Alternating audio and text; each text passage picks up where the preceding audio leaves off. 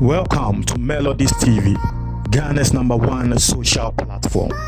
It's here for me, Mamuni Akwaba Eba Melodies TV. So I don't know what is happening, especially in the Keta constituency.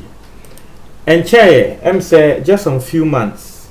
You told about every year. Me not sure say do 1 month, because you told about every year. No, say 4 days ago, and I do 1 month. Now, you told about every year. Some mobile kaya. The story be brand say Keta constituency. One more MP elect. Our year NDC ni. Am Roberts eko ni fie. Emma Am Roberts kwa attacking no ni nia ne mba ne maame ne family ya attack woman ni na woni fie. Emma sebe enye back door na wodwane fie ya na komo ba beku no because Am Roberts ne kan say wo mo ba ho aba beku no eye back door na wodwane ye. Mo kai sa story na me ma moti asese wo wie ye no wodwane ekọ police station ekobo police for amane police for number Emma asem ne siwie ye no the constituents omo constituency ho no ekobo dompem egu police station ho say adan na police for a mo wo area ha say Am Roberts attack ye MP na police for mo mbra mo amba Emma police penyi kra be kasa say wo mbe ye investigation na wo mo a protect MP no mo kai sa asem no etie for just in somewhere about a month that MP Keta constituency MP has been attacked once again by armed robbers. He has been attacked again by armed robbers. Now I don't know, like what is it? So is it that Ghana has say you attack you be no ko Portima police na police ka so ye be yen hwehwemu ye be protect wa na eho na assembly wa na twese no because na ka ye yen hwehwemu na still ye protecting wa na ka menya sure say ye betumi akwa attack ni biom. This time around they didn't attack him e woni fie. The other time omo ko ni fie ko attack no. This time around they went to his filling station and they went to attack him there. Say the security a we yeduma of filling station ho kra no ya bonituo anyame nko a etuo no enku ne de but e prano. So the MP elect, his name is Kwame Jujoli Gakpe. Kwame Jujoli Gakpe. Ahomache. Actually say the filling station. IFNO. Root Senaf. The filling station belongs to him. Ewa Accra Aflao Kwaneso. And Am Roberts no. Eko attacking no. Now the ayatse and say. The security man on duty no send am din kan trel no ye bonitio. The pictures are very gory. And you say YouTube for ebetwe maso a na come the pictures no beto ha, but you can Google it, you see the pictures. Your ball we ubehu moja your ball security man nitio. Your ball nitio ye wo mo etumi Am Roberts no etumi fa 7,000 a year Ghana cedis 70 million. Almost also we are pump and then nyama because filling station no say was also a shop bia na was a normal in filling station na omosi e bia some small mini supermarket bi no mo tonton nyama wo ho nti Am Roberts name say wo mo boru a ho e wi anyama na unim awawasem a ewo robbery we mu ene say last year Am Roberts na ekọ ni fie no ekọ robin no wo mu robin no wo mu wi papa ni tio etio a wo wa license Am Roberts ni wi a no ewo ni fie last year wo mu kọ robin no wo mu kọ ni fie kọ robin no wo mu fa ni tio fa ni sika ne nyama yesi etio na ye de kọ attack no ewo ni filling station yi etio na de kọ attack mo wo filling station yi and the robbery na yesi etio na because it has been licensed in Tino bullet in Yama ye yes etio na yes etio na you could be when the feel last year no and no Am Roberts na ba almost also e dey aba attacking no not just a police investigation of Womoka as a womo ye no womo anyo The people are still around. And they've been monitoring the man. What has the man done? Wey Sebi in Prediasa. Sebi. Manyame mensi. Eko siye. Enanka Sebi. Ye boni tioku na. Sebi meka o manyame mensi. Esanse woye NDC ni ntino. Obo nse ye de be share MPP. President Akufo-Addo tini baby join the ho near the share no say you President Akufo-Addo na waye. Meanwhile, the police could have easily done investigations and followed up with the issue. Na ya chi omo abomuko dis anyambra nsem we. Samoba kaya. Embra asem ni see ye no. The NDC constituency executives womo waketa e be trunk ata be to enim say eye MPP 4 ene dis anyambra nsem no. And I read the letter right here. Emma make me condemn sa NDC for letter no moto me ka say dabi.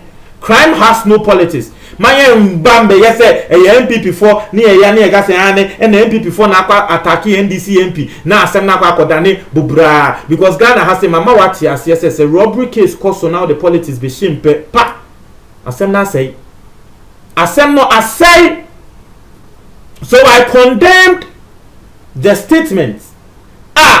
NDC for no etro your constituency for no tro ya no mo person mo ye de share President Akufo-Addo kon ebia na nipa ko ya ye ka na asem kan President Akufo-Addo wonim no wo bebia nipa ponifo bi e na wo akwa kofa ne hotan a wo monitor na wo robe papa yi boni ko sipe na ye de akoshe pe e ye Ghana ye suban sa na ete akwa ye se eja hihye nipa ponifo bi tini be nshi eja ana obi ena want to nyama ye ena eja no se be ehhehye mahama wati ne baby dwen ne ho ne de akoshe ne kon sa na Ghana ye politics nete once bibi to opposition ni pe oh are you ruling once bibi two ruling government pe oh are you opposition aye eno ne aya e mark these armed robbers no police for kra no into me ye investigation papa enchi omo. And this is a perfect example just within the space of 1 month. And you see, it is not like baby and the filling station they want to benefit. Baby and the filling station want to benefit. And so you guys know it is a calculator that just say, "Who to know say the papa will be saying Yamransem no what target papa na check." It's your train then. You born it your own answer. Na baka say you ni man ka you born ho ban. Police for no ma yet ase. Wo mo be papa ne ho ban. So what is this? What is this?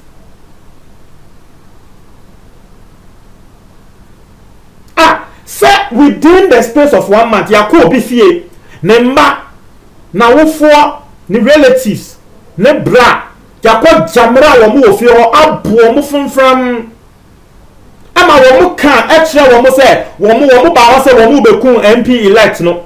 Onu hunti no mo bae MP elect no omo se omo ka kire wo mo se onu hunti no mo ba afie ho e be wie anyama e fa litio bibia na just within 1 month ni filling station ben ni fie ya sanso akọ ya kwa attack ni security man ni nkrofo e ho no e ye ni tio na armed robbers ni be wi ayela ni tio na armed robbers ni be wi ayela last year na ene dey be attack no na same way there. This is the second time he has survived. Papa under Nyankopon ase pa utumi say Nyankopon say no, this is not his time. Because say armed robbers dey ba ofie first time no mo nya o 3D mu e be dane nsem area for no bu be full police for na second time and also wo mo nya o mo ba wo adwumam utumi say the people they've met say papa ye be clear no, they've met say ye be clear no. Me see I can't show you guys the pictures. No pictures now. The security man, etio, so now we pra the shoulders, moja enu no enye easy. Enye easy. Samoba Kaya. Just last month, dear year no, he was hospitalized. You didn't know call hospital because now some no a serious matter. Ne mame, ne other family members, they were all brutalized. Omuni na koda hospital.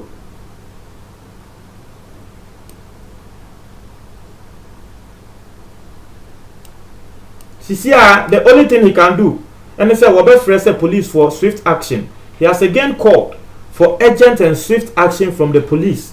So, Wama Omudi Sanyambransem no, they should be brought to book because he's here there. It is clear. Say they are monitoring him. It is clear. Say a one group and a sa. Na Sisia Womo Nyano no. Obi nim baby a Womo Sanso ebekwa akonya no. Hey, me see. Say Womo ya hwe han na papa yi boni bi koto no. Eya mufuo no.